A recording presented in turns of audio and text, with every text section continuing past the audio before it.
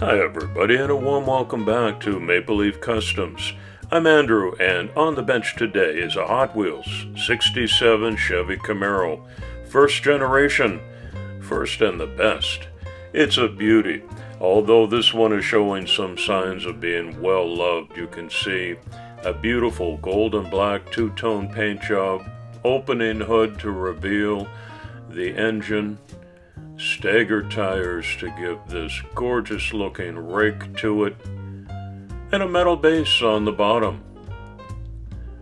This is the next in my summer road trip series. It's a buddy build with Pete at Old Man Diecast. Pete's a Camaro lover, and my favorite car is a Porsche.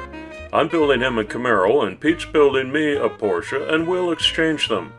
I've already received Pete's package in the mail, but I haven't even peeked at it yet. Scout's honor. Stay tuned to the end of this video, though, to see what he sent me. Pete's also invited some others to take part in this build with us, so keep an eye out for more Camaros and more Porsches this weekend. It doesn't get any cooler than that combo.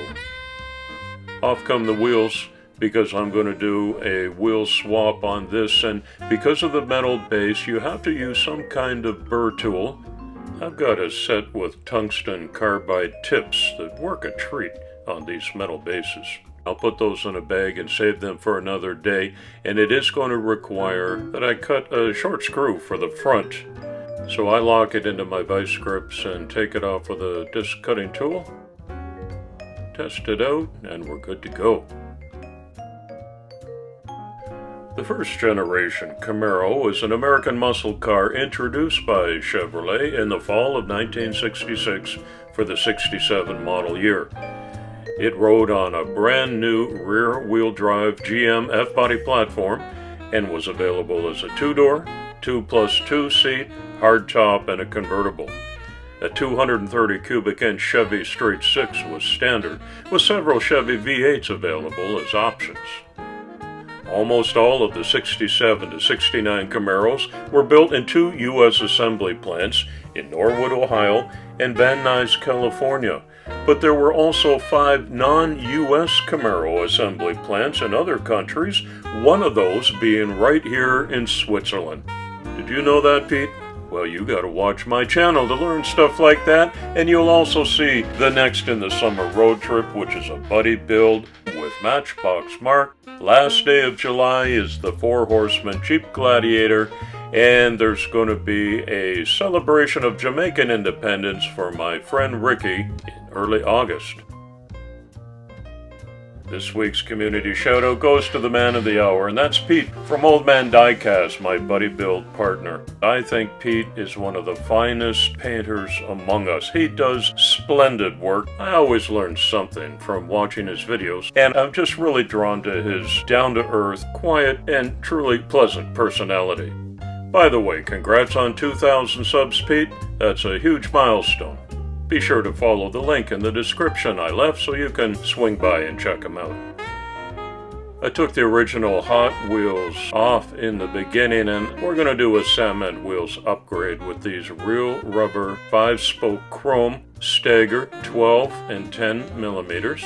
They're already exactly the right length axle, so I don't need to make any adjustments there. But I am going to have to glue them back in. I use some Gorilla Glue in a gel format so it doesn't run. And a little bit of activator simply speeds up the process and gives it an instant set. So I can handle them like this, give them a test spin, see that they're properly balanced, and they are. Salmon Wheels collaborates with Maple Leaf Customs and supplies me with all of my wheels. Next time you make an order by following any of these links, be sure to use the promo code MAPLELEAF so that you can receive a free gift from them. I don't get paid for such things. It just lets them know that my channel viewers are customers too. Thanks for doing that. The Camaro came in 3 different packages from the dealers. The RS was an appearance package that included hidden headlights, revised taillights with backup lights under the rear bumper. RS badging and exterior bright trim was available on any model.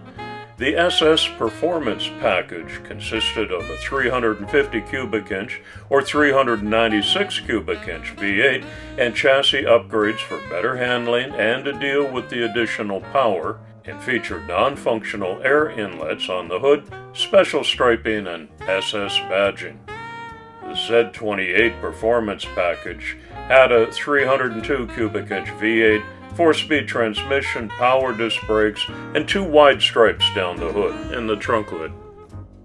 Speaking of appearance packages, I'm experimenting with my very first flame job, and here you see me on the second attempt using some vinyl stickers.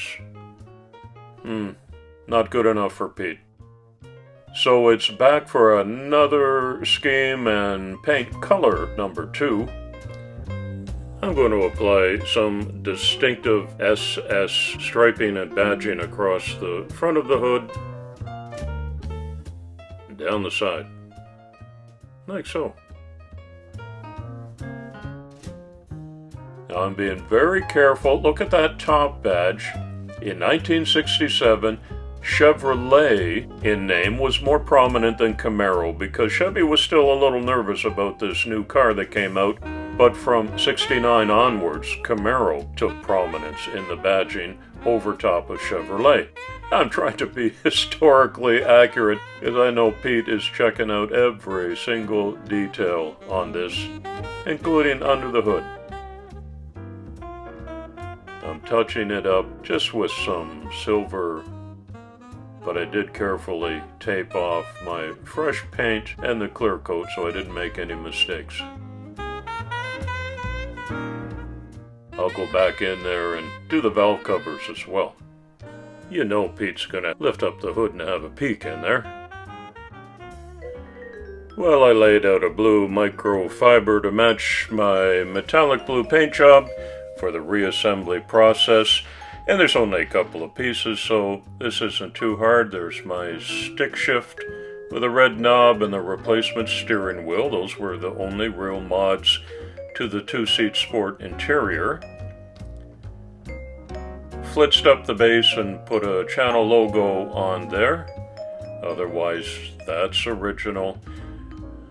And you remember that short screw from the beginning? This is why. But in it goes and tightened down and it's all locked up. Check out the hood to make sure it's still free and it's a good roller. Let's have a closer look. I'm not terribly disappointed that the flame job didn't work out because I'm not a big fan of that particular look. I do prefer this simpler, traditional look with the SS striping and badging. You see the taillights were done up. I love the staggered tires on this, and a good clear coat shows off the metallic flake beautifully. I even put a Camaro sticker in the windshield because I thought that was a nice touch too. There's the valve covers done up with a little bit of red highlight. I have to say I really liked the look of it in the beginning, and I had a lot of Camaros to choose from, Pete, but this was the best one I had with the metal base. I sure hope you like what I turned it into, because this one's going to North Carolina, and I hope it'll find a proud place in your display, and you'll always have a little piece of Switzerland, where these were once made, in your hobby room. Gotta be honest, I'm kinda sorry to let this one go, because I've grown very fond of it through all my trials and tribulations, but we did agree on an exchange at the end, so off it goes. And now for a look at what came in the mail for me. Pete is much more efficient than I am, and he had this done well in advance of the deadline and was able to send it to me in time for my editing of this video. And I have been patient, waiting to crack this one open. Let's start out with the letter that's inside. Hello, Andrew. Thank you so very much for inviting me to do the buddy build with you. It was an honor to build a car to send to you, as well as receive one from you. I hope that this finds its way to you in one piece, and that you like what I have done. I wanted to do something not many do while keeping the race heritage. Thank you also for the wonderful content you put out. Sincerely, Pete Davidson. And an awesome channel sticker in there too. And here it is. All I knew it was going to be a Porsche, and it's a 356 Outlaw. Pete likes to keep the original packaging, and I know to open it from the bottom because I do watch his videos, and this feels like opening a super treasure hunt. Look at the paint job. I think Pete calls this a mottled effect. Super cool.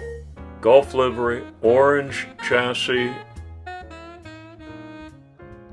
headlights done up, sport exhaust was added as a custom touch, taillights, Porsche decal on the back, orange interior. Pete, this is mind-blowing. And of course, it's a super roller. Oh, my Camaro pales in comparison with this. Oh, Pete, what a wonderful job and an awesome feeling to have one of your customs in my possession now. Well, thank you for visiting my channel today. I know you're going to race over and visit Old Man Diecast right now to see the Porsche build. And don't forget, so many others are taking part, and I think Pete's going to do a recap of all the cool Camaros and Porsches that come in. Come on back here soon, and often. It's coffee time.